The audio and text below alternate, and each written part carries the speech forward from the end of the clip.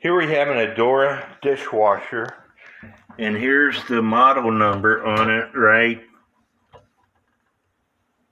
there, if you can read that. It wasn't working. There was water in the bottom of it. We watched a couple of YouTube videos, couldn't figure it out. And we thought maybe the circuit board was wrong. Well, my ex-wife came over after she bought a manual for it. And this dishwasher was in this house when we bought it. No manuals came with it.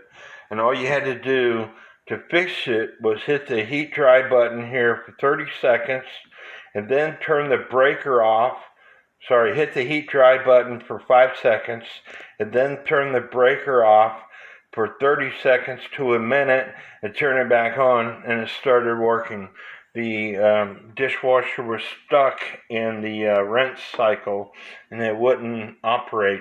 But I watched about 5 or 6 YouTube videos and did everything that they told us to do, and nothing fixed this dishwasher.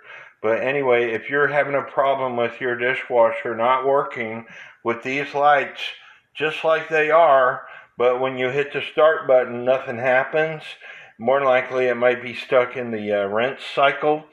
And all you have to do is hit this heat dry button for 5 seconds, let go, then go turn the circuit breaker off or unplug it for 30 seconds to a minute, plug it back in, and it'll work.